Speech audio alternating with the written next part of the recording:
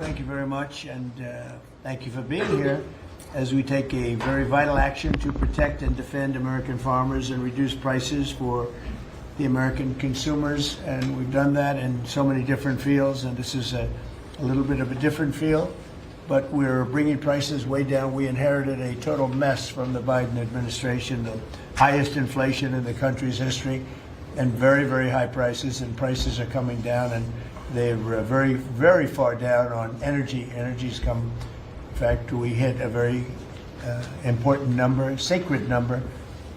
We had 3 states in the last 2 days, reported by our energy group, a group of very strong energy people, who said we hit $1.99 a gallon in 3 different states, and that's an amazing accomplishment because the gasoline prices are coming down. When gasoline comes down, everything, it's such a big category that when gasoline comes down, sort of everything sort of follows. But we inherited a mess. Affordability, but you can call it affordability or anything you want, but the Democrats caused the affordability problem, and we're the ones that are fixing it. So it's a very simple statement. They caused it, we're fixing it. And they have a tendency to just say this election's based on affordability, and nobody questions them, John. You know, nobody says, "Oh, well, what do you mean by that?" But they just say the word. They never say anything else because they caused the problem. But we're fixing the problem, and we're pleased to be joined today by many of the wonderful members of the farming community, as well as the Secretary of Agriculture, Brooke Rollins. Brooke, thank you. Thank you, sir. Treasury Secretary Scott Bessent. Thank you very much, Scott. Senator John Bozeman. Thank you, John. Good job. John Hoeven. Thank you, John. And Deb Fisher. Thank you very much. As well as Representative Austin Scott, who's been with us right from the beginning. Thank you, Austin. Good job.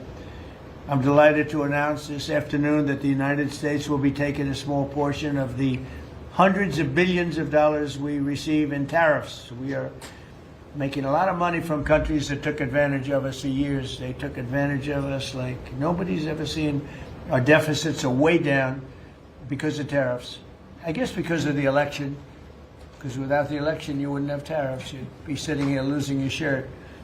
But we're taking in billions. We're really taking in trillions of dollars, if you think about it, Scott, because the real numbers, you know, when you think of all the money being poured into the country for new auto plants and all of the other things, AI.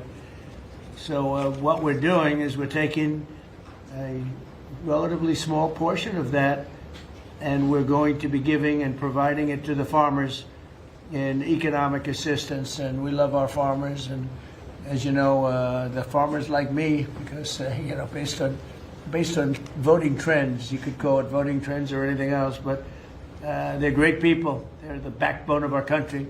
So we're going to use that money to provide $12 billion in economic assistance to American farmers. $12 billion is a lot of money, Meryl. What do you think? Peanuts for you, though, right? Peanuts. She's a farmer of rice. This relief will provide much-needed certainty to farmers as they get this year's harvest to market and look ahead to next year's crops, and it'll help them continue their efforts to lower food prices for American families. And again, we inherited something that we inherited the worst inflation in the history of our country, and we're taking care of it. Farmers are an indispensable national asset, part of the backbone of America. I've always felt it so strongly. They're so important. Unfortunately, under sleepy Joe Biden, he's a sleepy guy, our farmers were crushed by the worst inflation in modern history and crippling restrictions on energy, water, and countless other necessities for farmers. And what they did to the farmer in terms of putting the brakes on was just absolutely unacceptable. In my first term, we had an agricultural trade surplus by a lot. We had a big surplus, meaning that we were exporting American agricultural products all over the world, making a net profit, and in many cases a very substantial profit. He came in and ruined it. Biden turned that surplus into a gaping agricultural deficit that continues to this day, but we're knocking it down. It's starting to go very good. In fact, China, as you know, is buying a tremendous amount of soybeans, and the number, I spoke with President Xi recently, very recently, and I think he's going to do even more than he promised to do. So I think the relationship is a very good one. I think he's going to do more than he promised to do, and what he promised to do is a lot. So we're very happy with that. In the last year, Biden bankruptcies rose by 55%, having to do with farms. So farm bankruptcies under Joe Biden went up 55%. That's not good. But now we're once again in a position where a president is able to put farmers first. But unfortunately, I'm the only president that does that. On day one, I terminated the Green New Scam. Energy prices are down. Gasoline prices are down. We've slashed record numbers of crippling regulations, and we're working on huge trade deals, already securing $60 billion in agricultural purchase commitments. And, you know, Biden made none. He didn't make any trade deals having to do with the farmers or any of it. It's crazy. China committed. He was the worst president in the history of our country, by the way, in case anybody has any questions. China committed to over $40 billion of soybean purchases, and that's a commitment. And I asked President Xi if he could even up it. And I think he'll do that. I mean, not a commitment. The $40 billion is a commitment, but the soybean farmers are quite happy. Since my successful meeting in South Korea with President Xi, purchases have been made and soybeans are being exported out of the United States to China as we speak. And I say that our soybeans, I told this to President Xi, our soybeans are more nutritious than competitors. Somebody said, is that a Trump statement or is that real? In fact, you know who asked me that question? President Xi asked me that question. He said, really, I had never heard of it. And he was a food purchaser for a long time. But that's what I hear. And Japan agreed to $8 billion in purchases of corn, soybeans, ethanol, fertilizer, aviation, biofuel, and rice. You know, Japan never bought rice from anybody else. It's like a very important thing to them. And they agreed to buy rice, okay? Absolutely. So I also proudly signed into law the largest tax cuts in history, and the one big, beautiful bill, the monumental tax relief bill that is benefiting very, very strongly, benefiting the American farmer. And I think also for farmers, we have, as you know, and we got this, the estate tax, or the death tax, as they call it, on farmers, on small businesses. You don't have to pay it anymore. A lot of farms, would you love your children, and your children are great, and they want to be farmers, and you leave the farm and your children, and a lot of farms are, sort of cash poor, land rich, cash poor, and the kids would go to the local bank or to any bank, and they'd borrow money to pay the estate tax, and they'd end up losing the farm. They go bankrupt, and a lot of debt too. Literally, because they love their farm and they love their business and they love that way of life, they end up committing suicide. A lot of suicides. We have no more estate tax. How about that? Do you have children? I do. Well, let them know. Now, if you love your children, then it's good. If you don't love your children, you don't have to leave them anything. It doesn't matter what I just said. They're still young. I still love them. I have a feeling you love them. I still love them. I have a feeling you love your children.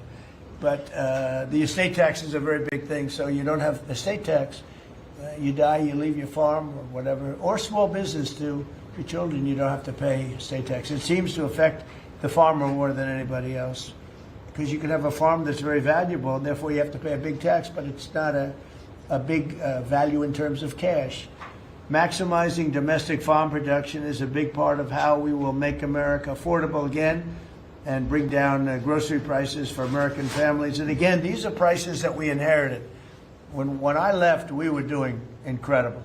In 4 years, what they've done to this country in so many, and not even mentioning the border and the criminals allowed into our country and all of the others. So I just want to say it's a tremendous honor being with you. I'd now like to ask Secretary Rollins to provide some of the details, followed by Secretary Bessent, Director of the National Economic Council, Kevin Hassett, Senator Bozeman, Representative Scott, and then we go to a couple of the farmers' representatives, but we'll all get involved a little bit. You can speak. Anybody is shy to speak in front of the press, and I don't blame you if that's the case, but farmers, Court Holub and Merrill Kennedy will say a few words also, and then we'll have a little discussion, okay? Madam Secretary. Thank you to the greatest boss in the world for a long time now. It's just an honor to be here. I'm going to keep my comments very short because I really want to make sure that you and the world gets to hear from our farmers. So a couple of quick points. Number one, this country and our farm economy is facing a crisis that we inherited that most of these farmers have not seen in their lifetime. Profitability is down. It's just one crisis after another. When we came into office, sir, when you did and you were sworn in on January the 20th, as you mentioned, not one new trade deal had been struck in 4 years. The cost of inputs for our farmers, fertilizer up 36%, manual labor up 47%, interest rates up 73%. When you combine the cost of inputs for our farmers married to no new trade deals, and then you're facing an administration whose priorities were DEI, climate change, putting the farmer aside. I mean, it was an absolute war on agriculture and on our rural communities. That all changed on January 20th. So as, sir, we are working, and you have been just so resolute. I mean, these are our people. Rural America is the fabric of our country. This is the way of life that preserves the American dream for the next 250 years as we celebrate the first 250 years. So we began to go to work immediately. What these elected officials sitting across from us did with the One Big Beautiful Bill, with a lot of help and direction from you, was the largest investment in rural America in any of our lifetimes. We will begin to see that effectuated next year in 2026.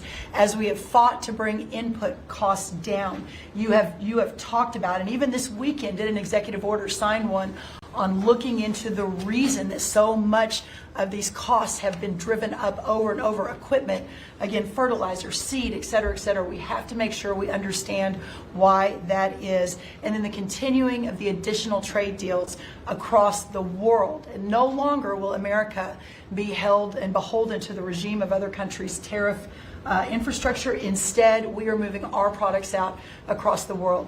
Having said that, and we have been listening to the farmers for the last 10 months, 11 months, sir, that the bridge that is needed to get from the last administration and what basically happened under the last president and the last U.S. Department of Agriculture to this new golden age for farmers, where instead of farming for government checks, they can farm to feed their family and sell their products and pass it on to the next generation, that this bridge is absolutely necessary based on where we are right now. So as the president said, we are very pleased to announce that today we are going to be effectuating an $11 billion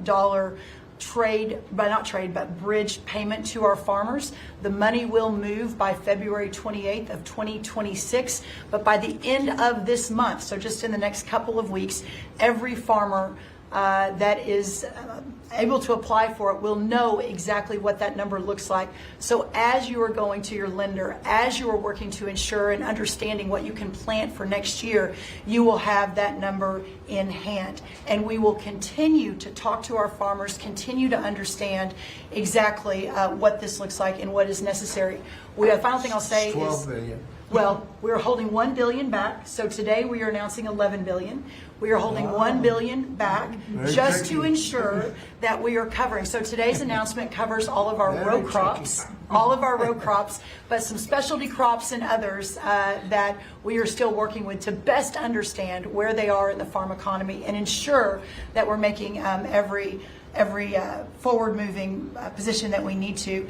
And then finally, as we move to this new golden age for agriculture and for rural America, as we continue to fight for these farmers and ranchers, their way of life, and those that are represented here represent hundreds of thousands of farmers across this country.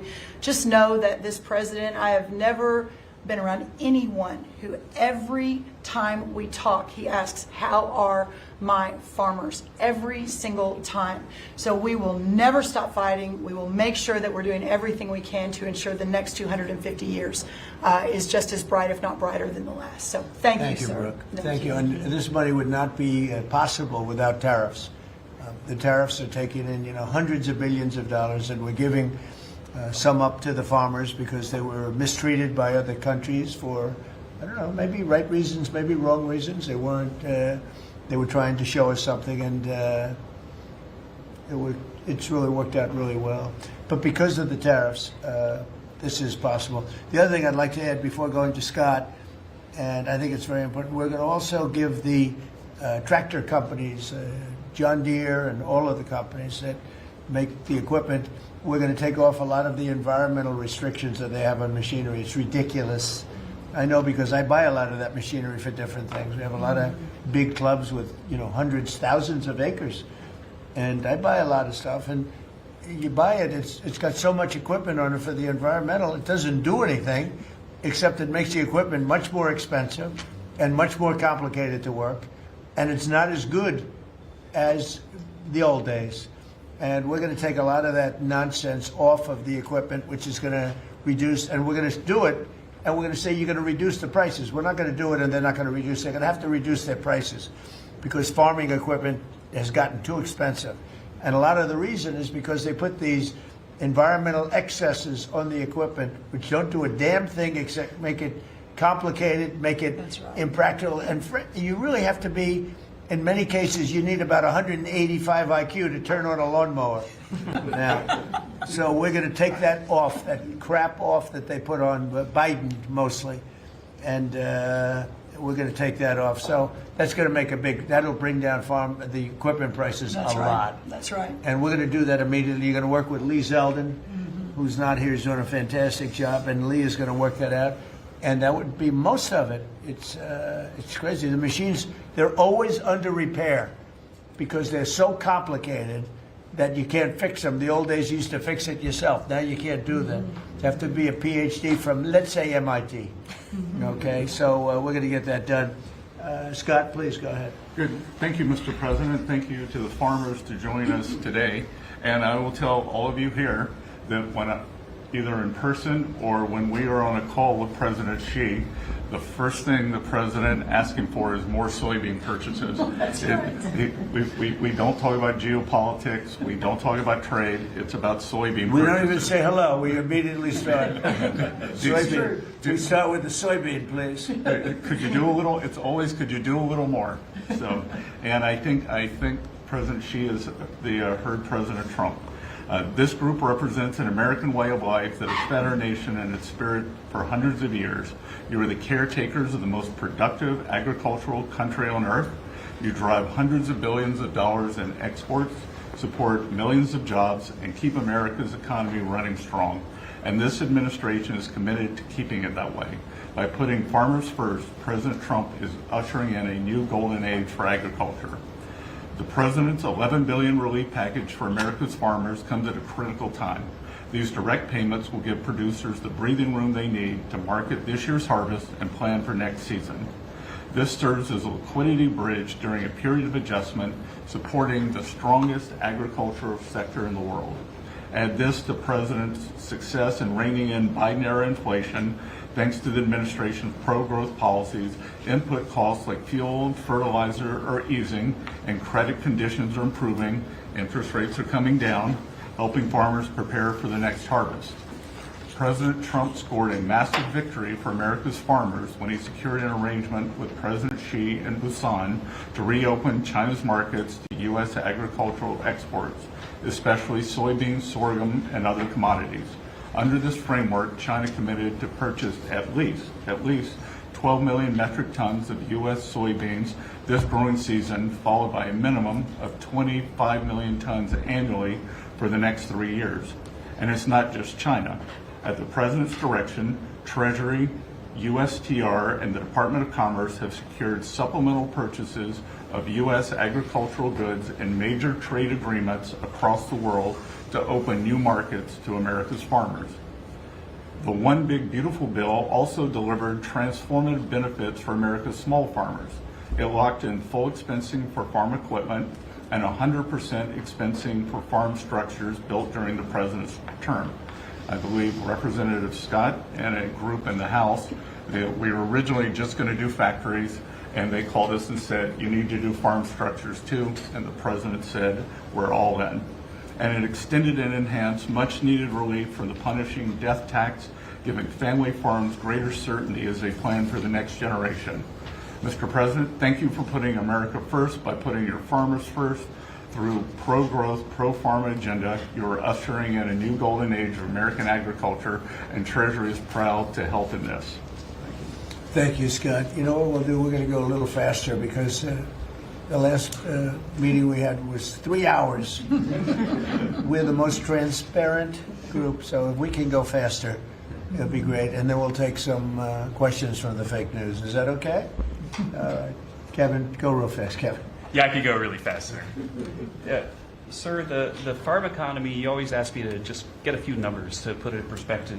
And as I've looked through the incredible performance of these people that work so hard and are such important people for keeping communities alive, the thing that struck me the most, because you and I were here in the White House during COVID, is that during those terrible COVID times, farm production didn't go down. Like these farmers, they went to work every day and they produced so much. But then Joe Biden came in, so we had COVID, and farm production didn't go down. And then Joe Biden came in and he really wrecked the farm economy. And so during Biden's term, 150,000 farms closed, sir. 150,000 farms closed after we went through COVID and we didn't have a problem. Now, why did we do it? Why were we able to do that? I'm going fast. The first is that, do you know that expenses for farms fell 5% while we were here because of all the things that we did, expensing and everything else? But under Joe Biden, they went up 13% because of all, the regulations, energy, everything else. But the thing that really jumped out at me the most is because you had high growth and low inflation. Interest expense for the farm economy fell $120 million per year while you were there in the White House. But under Joe Biden, it increased by $8 billion per year. And so you wonder why it is that we need this $11 billion, maybe $12 billion to build a bridge loan to America's farmers. It's because we know how to fix it, but there really was a hole that was dug in the previous administration. Thank you. Hope it's fast enough. Good. That's good. That's good. Appreciate it. Senator, please. Yes, sir. No, thank you so much. Thank you for convening us this great announcement and all your hard work for farmers. I think I was reading the clips, and I think yesterday you talked about, Mr. Secretary, about farmers needing certainty, and which is so true. This bridge note is one of those things that provides certainty. I also, as I was reading that, thought to myself, the one thing that farmers can be certain of is the fact that you've got their back, and you proved that through the years in the last administration and now this.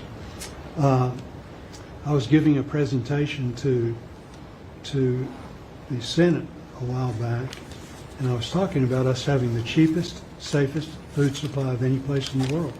It's not just about the farmers in rural America. And so Marco Rubio was sitting by me prior to coming over here and becoming the great Secretary of State. But he punched me and said, "John, always remind him," he was head of the Committee on Intelligence. He punched me, he said, "Always remind them, food security is national security." So this is important for so many different reasons. And again, I appreciate you for recognizing that, not only now, but when you were campaigning in your first election, how you treated the farmers in your first administration, and now stepping up. So we look forward to helping you. If we need some additional help, looking to Congress or whatever, we'll be there for you. So We're taking in so much money with the tariffs now that it's such a pleasure. Without it, we wouldn't be able to help you. We're making our country, we're the richest country in the world now. And, we have a big decision. Hopefully we're going to get the right decision. It's such a big thing in the Supreme Court right now. We have a lot of bad people opposed to us, people that hate our country. Other countries are involved, some real sleazebags that I know, political sleazebags. And they're trying to take that away from us. And we have other methods, but they're not as powerful. They're not as quick. Some of the wars that I solved wouldn't have been solved using those methods. So it's a very important thing, the tariff. The decision of the Supreme Court's a very important thing. And Scott, we can do it other ways, but it's slow and it's cumbersome, and it doesn't have the power. It doesn't have the national security power that what we have. So I hope we're going to be successful. That's all I can tell you. Austin, please. Thank you, John. First of all, President, thank you for the selection of Brooke Rollins as Secretary of Agriculture. That was a big first step. You want to keep her? Absolutely. Can I Absolutely. butt in and second that? She's not only her, but her staff does a tremendous job. I agree. And, Remember really Aches? good. Remember we came in and Absolutely. the people in the media, I'm going to be nice, people in the media were 3 days into offices, you're right? They say egg prices are up like 90%, more than that. And I said, I just got here. I didn't know about it. Anyway, she got those prices down to below what they were before. She's doing a great job. Now beef is starting to come down, and some other things are starting to come down. Again, we inherited these problems, but we're getting them down. Go ahead, please. She's a fact-based decision maker, and the egg issue is where I learned about her. She said, we're not going to use a vaccine that doesn't work. We're going to develop a vaccine that does. Right. And that is 100% what it takes. And so we have to make decisions based on facts. And President Trump, the trade issues, I want to thank you for exposing what other countries are doing to us. Yep. I want to mention one specifically for the benefit of Kevin and Scott. I hope they're paying attention to it, but the European Union deforestation regulation, where they are imposing on our landowners rules that were established for Brazil, and now they're telling the American farmer what they can and can't do on their own land through this European Union deforestation regulation. What does that tell? Explain that.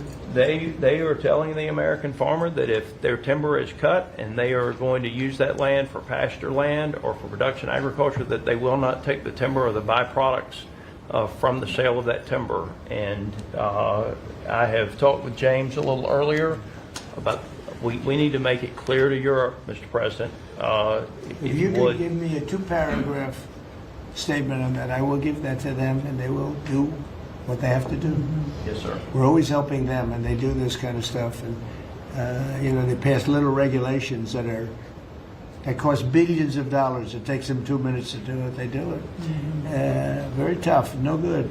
You give me a couple of paragraphs. That's all. We don't have to do a lengthy study, and I'll get that changed fast. Okay? Thank you very much, President. We love you. It's incredible.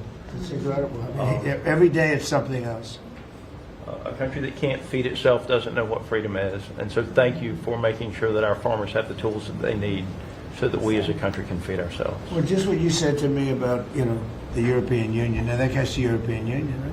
We have to be able to act quickly with tariffs. We can't just, go to a committee, go to a study that takes 7 months and talk.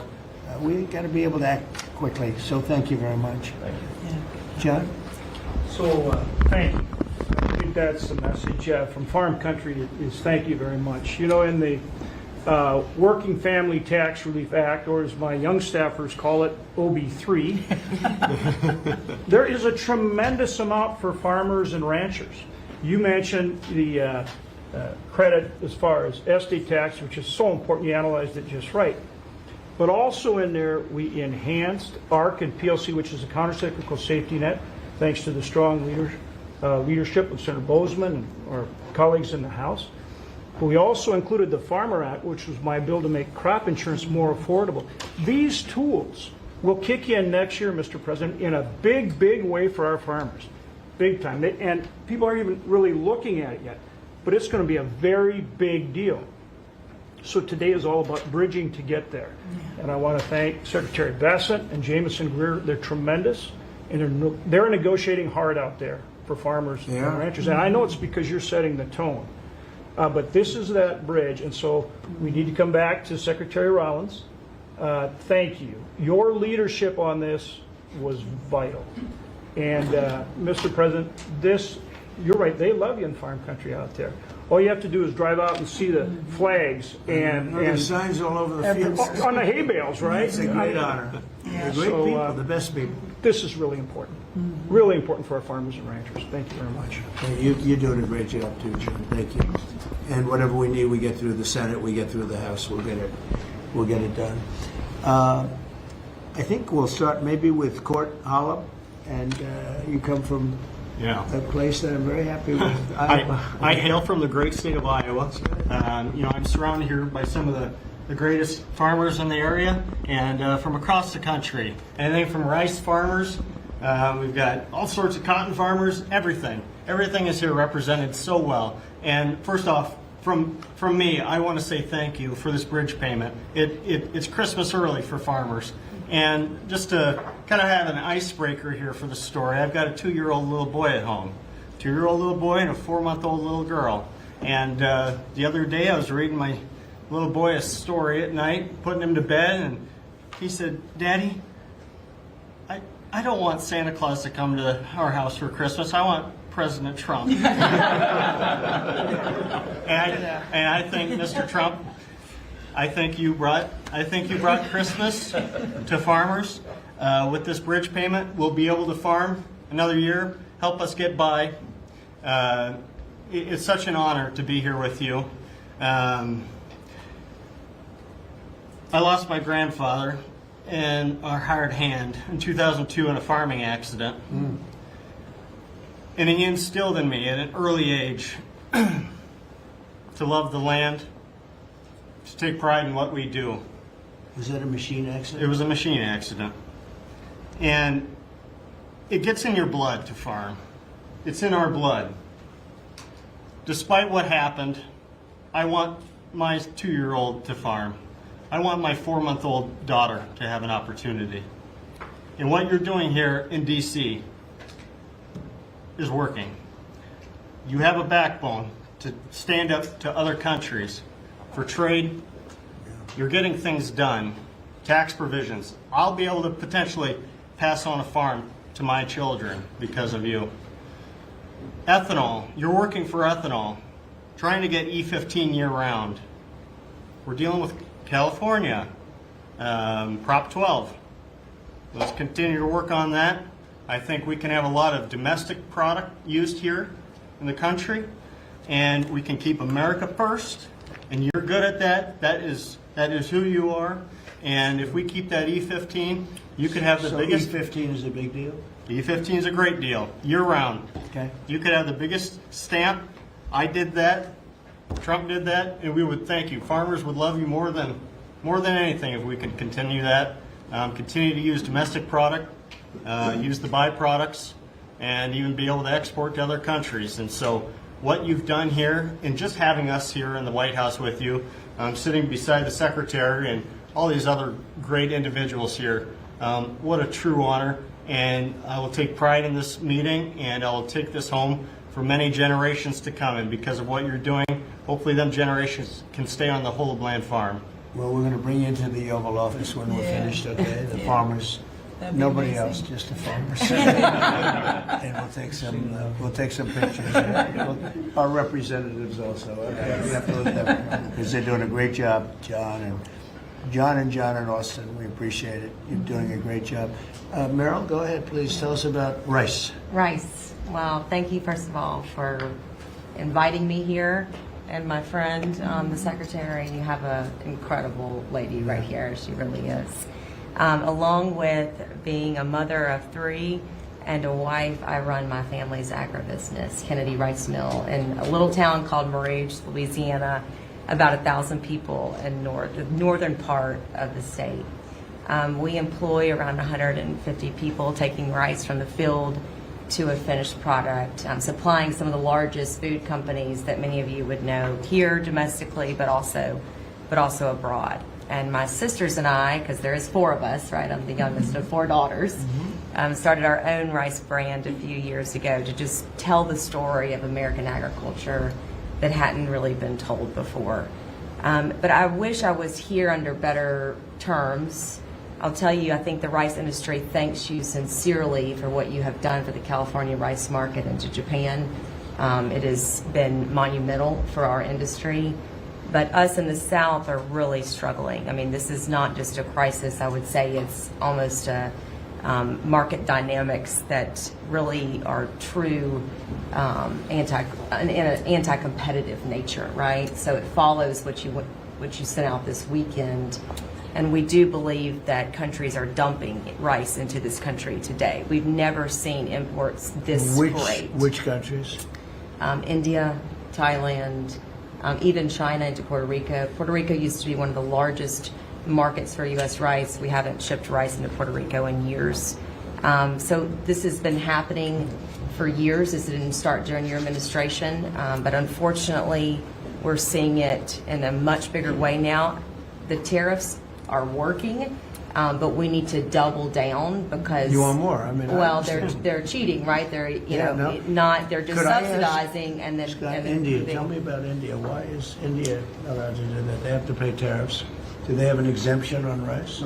No, sir, we're still working on their trade deal, so we'll. Yeah, but they should be dumping. I mean, I heard that from others. So you can't do that.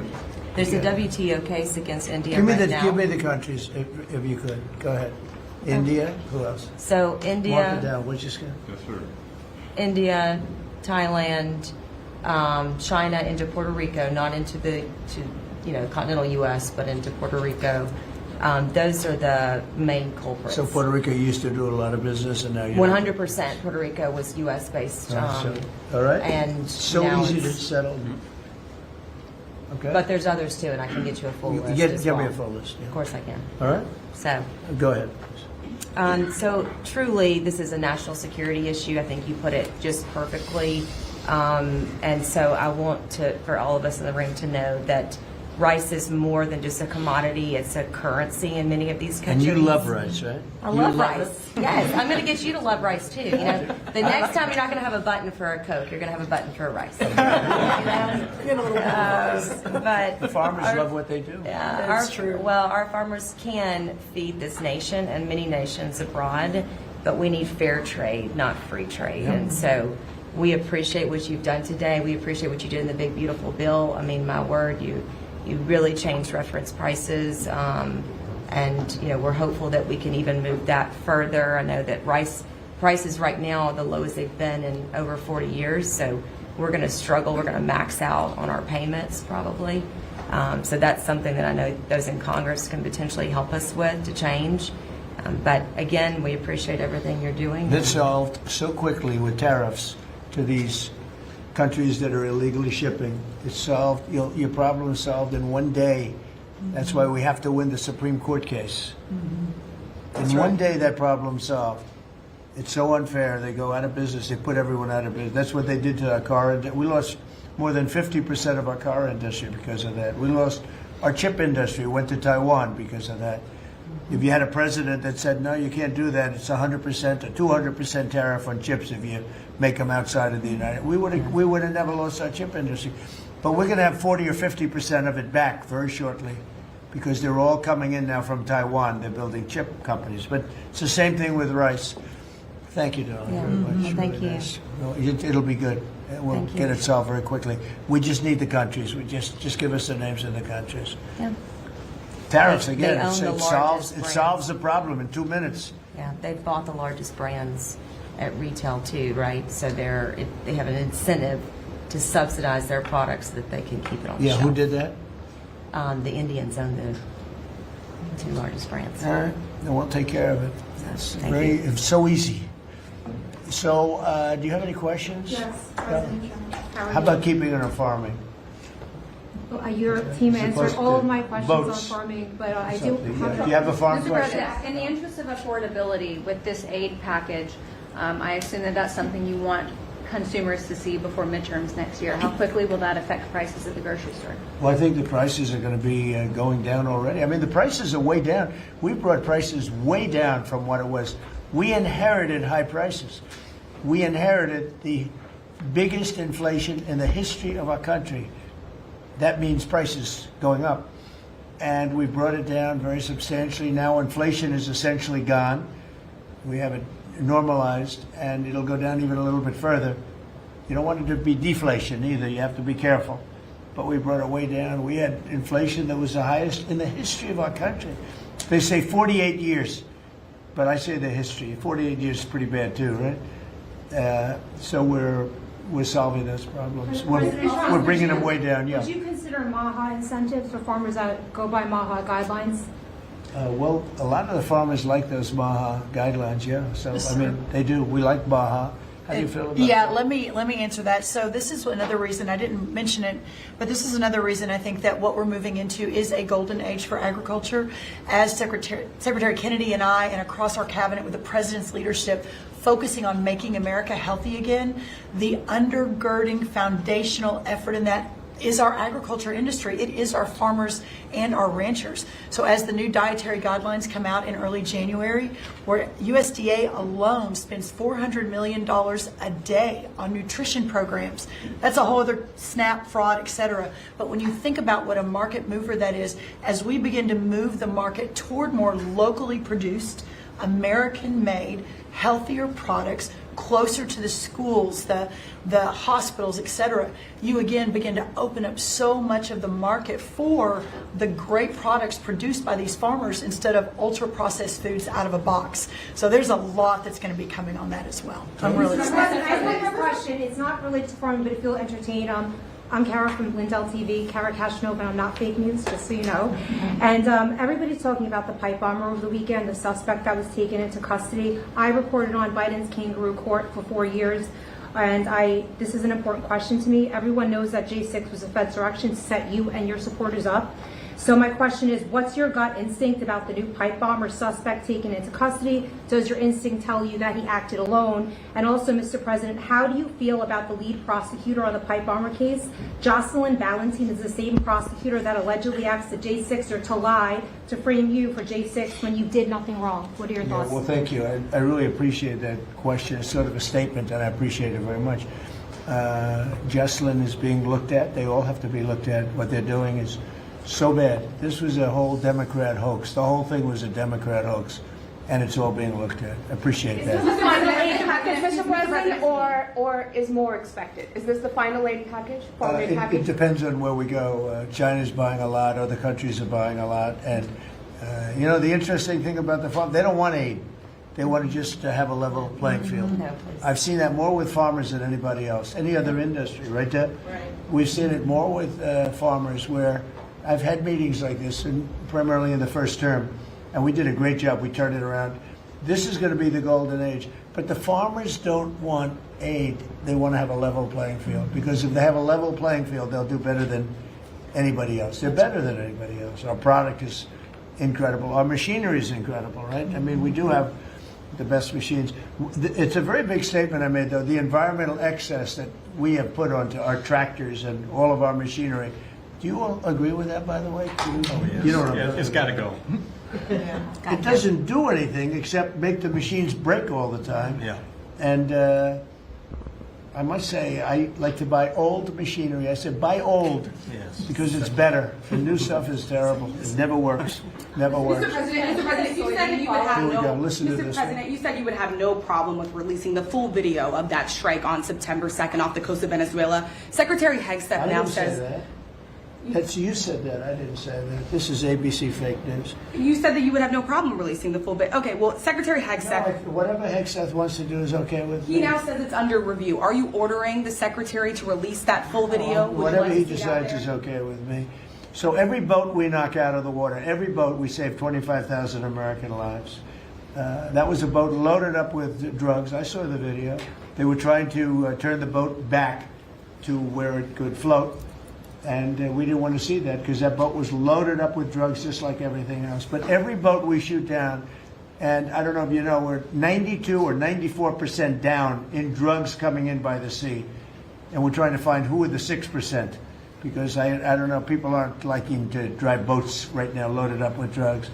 But every single, think of that, every single boat we shoot out, on average, we save 25,000 American lives. Do you feel okay about that, Court? Keep us safe. Okay, I know my man. What about you, Carol? Are you okay with that? Totally fine with Are you that. committed to releasing the full video? Didn't I just tell you that? You said that it was You're up the to most Secretary Hegseth. obnoxious reporter in the whole place.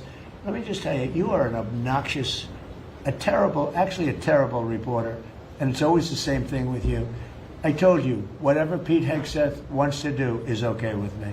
Mr. President, on the midterms, and I just have a quick question. There's at least 20 House Republicans who have either said they're going to retire or not run again. Do you And have any Democrats concerns also. about the And Democrats Right. also. Do you have Well, any why don't you mention them? How many Democrats are going to retire? How many Democrats? Well, that's what I was going to No, ask. no, you. but Do why have don't you any tell me the number of concerns? Democrats too? You Well, tell are me you about. concerned about the narrow margins? And No, I'm not Congresswoman concerned. I think we're gonna do Elise well. Stefanik is among them, and, We will have the National greatest candidate economy. Bruce Blakeman, who you know as well, is considering running for We're going to have governor. the greatest economy in history. How many Democrats are retiring? How come you only know the Republicans but not the Because Democrats? I came prepared to ask you a question No, about. no, you're your head of- unprepared because you should know the Democrats. You're totally unprepared. Go ahead. Well, can I ask a quick Who follow-up you with? about? Who you with? I'm with New York Newsday, and I also have a quick follow-up. Congresswoman Elise Stefanik is among those who is running for She's New York great. governor. She's great. Bruce Blakeman, who you also know. He's is also national- great. Are you planning on making any Well, I'll endorsements think or about having it, any but choices? he's great there? and she's great. They're both great people. We have a lot of great people with the Republican Party. Go ahead. Can I get back to farming? Yeah. So you talked about the profitability issue, the machinery playing a role in that. I know Right. fertilizer plays another role in that. A Right. lot of that, the way I understand it, it comes in from Canada, different countries like that. What are we doing to bolster domestic fertilizer production to help make that more affordable? And then I think that will Well, transition one down of the the things, pipeline. a lot of it does come in from Canada. And so we'll end up putting very severe tariffs on that if we have to, because that's the way you want to bolster here. And we can do it here.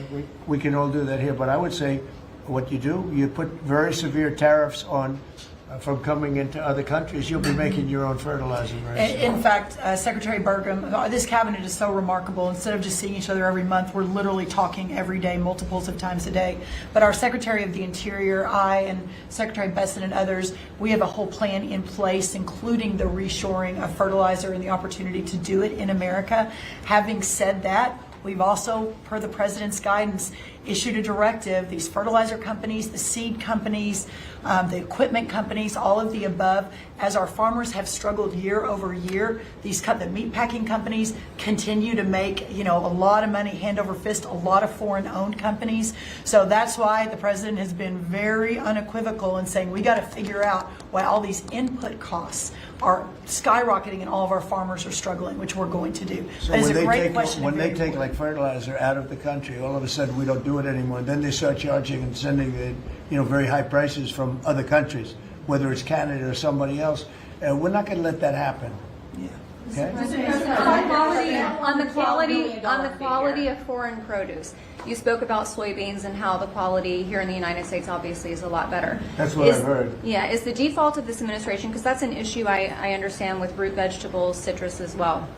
Is the default of this administration that even if it's a little bit more expensive homegrown, you will choose homegrown over cheaper produce abroad? I like homegrown. Some things we can't grow because we don't have the heat. There are some things, little delicacies or maybe not such delicacies, but they grow better in warmer climates, very warm climates actually. But for the most part, I like homegrown. Mr. President, thank you. One on this announcement and then one on foreign policy, if I may. Are you open to tapping into tariff revenue again should farmers find they need additional relief to get to that level Yeah, playing if field? we're going to make the farmers so strong, and I'm not even talking about financially, because they just want to be able to produce what they can produce, and we're going to make them so strong that it will be indeed a golden age for farmers. And then on Russia and We had it going in the first administration, and then Biden came in and ruined everything. They had no idea what they would. They did. I mean, I think they hated the farmer. I love the farmer. That's why I got 94% of the vote from the farmers. But they hated the farmers. I love the farmers. Go ahead. And then on Russia and Ukraine, obviously your administration has been having talks with each side. Given that there is no peace deal at this point, will your administration stay engaged in those talks to effort a peace deal? We just want to see people stop from being killed. We don't, as you know, Joe Biden gave them $350 billion. You know what I gave them? Nothing. I did give them javelins at the beginning and knocked out a hell of a lot of attacks. But and Obama gave sheets. Remember, Obama gave sheets and I gave javelins. But no, we have a great situation going over there, except for one problem. You got a lot of people dying, and I want to see that stop. So you have mostly Ukrainian soldiers and Russian soldiers. Last month, 27,000 soldiers died, mostly soldiers. A few people from the dropping of a missile in the middle of Kiev or wherever, which is a terrible thing. But mostly soldiers. 27,000 soldiers died last month. That's what I want to see stopped. We, as you know, we now sell equipment to NATO at full price, and NATO takes that equipment and probably gives it to Ukraine. I guess they could give it to others too, but for the most part, give it to Ukraine. And they're working with Ukraine in terms of distribution of equipment, missiles, etc. But we aren't spending money. What we are doing is spending time on a humane basis. We want to see if we can stop the killing of 27. It would have never happened. This war would have never happened if the election weren't rigged. If I were president, this war would have never happened. President What- Trump, what- that If you could pick anything, the soybean purchases. Say it. You've talked a lot, obviously, about China's soybean purchases. Some lawmakers from North and South Carolina have raised concern that U.S. tobacco farmers were told that China would not purchase flu-cured tobacco this year. Has that come up in your conversations No, I at all? haven't heard that, but we're doing well. The tobacco people, because of the deals I made, they're doing very well. But that could be, if it's the case, I can get it solved very quickly. Do you know how you settled on this 12 billion or 11 billion plus one more billion dollar figure? We looked at how they were hurt, to what extent they were hurt. We did a very, steady progression of charts, and we figured out a very exact number, and it was about $12 billion. Okay? President Trump, if you had one Christmas wish for America besides making American farmers great again, what would it be? I would say very simply, I go by a statement when people ask that question. Remember that question was asked to Ted Kennedy, and they said, "Well, what are you going to do to make America great?" And he couldn't answer the question. I have a very simple: we're going to make America greater than ever before, and we're going to do it through a series of tariffs, intelligent taxes, and incentives. And our country has never been stronger. We've never had anything like coming in. We have $18 trillion coming into our country right now. There's never been anything like it. And if you ask me that, I'll say I just want to keep doing what I'm doing because there's never been anything like it's happened. Do you support the biggest number ever in history was $2 trillion, and we're at $18 trillion. This is money pouring into our country on building car plants, on building AI plants. We just want to keep doing exactly what we're doing because nothing like this has ever happened in the history of the world, not just our country.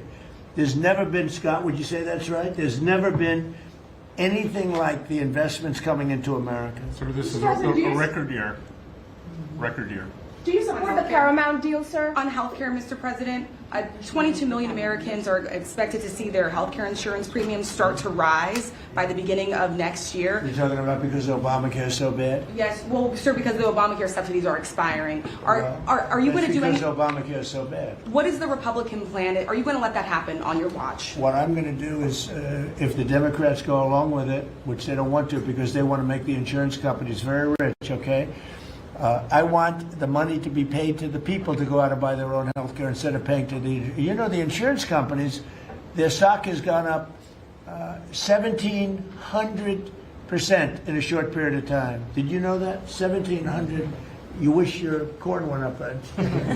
But the insurance companies' stock has gone up by 1,700%, 1,800%. They're taking in trillions of dollars. I don't want to pay the insurance companies anything.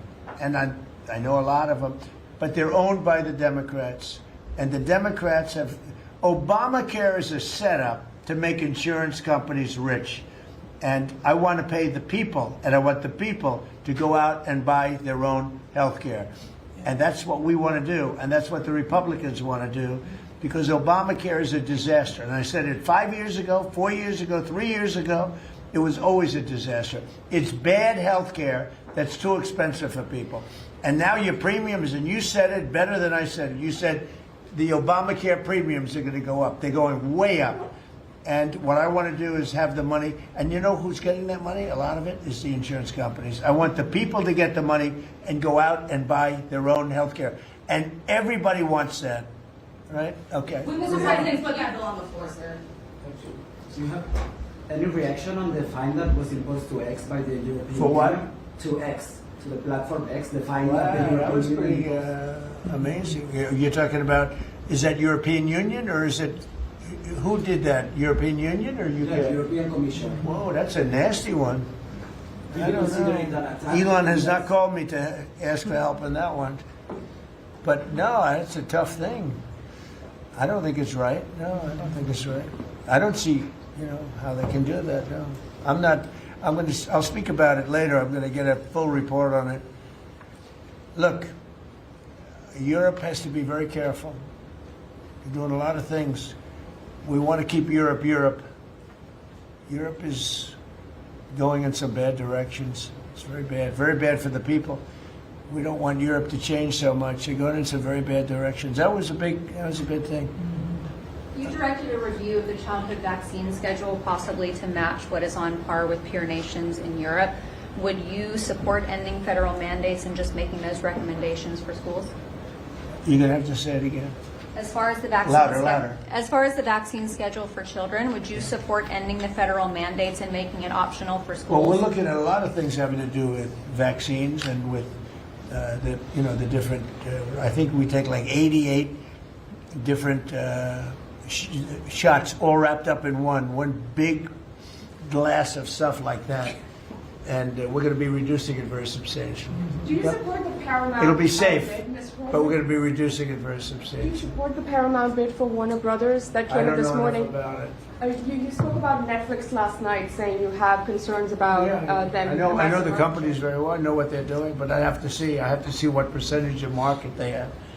We have to see the Netflix percentage of market, Paramount, the percentage of market. I mean, none of them are particularly great friends of mine. I want to do what's right. And it's so very important to do what's right. Paramount deal was supported by Jared Kushner, Mr. President. Would that impact your decision? If Paramount is, no, I don't know. I've never spoken to him about it. He's really trying to work on Gaza. I think his primary thing is Gaza. You're making house visits on Christmas Eve, as he suggested. Does the beast need to be fitted with sleigh rails? Do you want to answer that question? Absolutely. We should put sleigh rails on the beast, yes. He is the Santa. Go ahead. That Republican plan that you just talked about when it comes to health care, when do you expect Republicans to put Oh, that we're on? looking at it very strongly, and we're also going to the Democrats and asking them to do it. The Democrats want to make the insurance companies rich. They're all paid off by the insurance companies. A tremendous amount of the insurance company funding goes to Democrats. Why don't you ask that question of the Democrats? Because I would love to do it. I'd love all of the money to go to the people. They go to the people. I put that out 2 weeks ago. It became #1 viral. People love it. I want the money to go for healthcare, to go to the people and let the people buy their own healthcare through an account. They can buy their own healthcare. And everybody loves it, except for the Democrats. And you know why they don't? Because they're paid off by the insurance companies. Okay, what else? Yeah, Alina Habba says she's stepping down as U.S. Attorney for the District of New Jersey after the courts disqualified her. Do you have any comment on that? Well, she's not disqualified. You've got a blue slip thing that's horrible.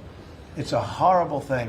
It makes it impossible to appoint a judge or a U.S. attorney, and it's a shame. And the Republicans should be ashamed of themselves that they allow this to go on, because I can't appoint a U.S. attorney that's not a Democrat, because they put a block on it. So if you appoint in Virginia or in New Jersey or in California a U.S. attorney or a judge, I mean, a judge situation is ridiculous. The only people that you can get by are Democrats, because they will put a hold on it. If I put up George Washington and Abraham Lincoln to be U.S. attorney in New Jersey or to be U.S. attorney in Virginia, we have Democrat senators, they will not approve them. And this is a gentleman's agreement that's lasted for too long, and it doesn't make it, especially in light of what's going on today. It means you can't appoint a Republican U.S. attorney, and we don't play the same game with them, but they do. And I hope that somebody speaks to Senator Grassley about doing something about the blue slip, because I'm telling you, John, I put up great people, top people, highest education, the best lawyers to be like U.S. attorney, and both senators, it only takes one, But if they're Democrat senators, they say we're not going to approve it. I had a couple of them say, why don't you appoint Democrats? All because Senator Grassley, with his blue slip stuff, will not let anybody go by. By the way, the Democrats have violated the blue slip provision on numerous occasions, but we don't do it. And what it means is, I guess I just have to keep appointing people for 3 months and then just appoint another one. And it's a very sad situation. We're losing a lot of great people. We have about 7 U.S. attorneys who are not going to be able to keep their jobs much longer because of the blue slip. Because unless, I think I know why they did that, to protect their ass. Okay, that's why they did that. But it should be done away with. I want to be able to appoint the most highly educated, the most respected people. They can't keep their jobs because of the blue slips. Terrible. Okay, thank you very much, everybody. Thank you. The farmers, let's come into the Oval Office, all right? Deb, come on. We're going to go into the Oval Office.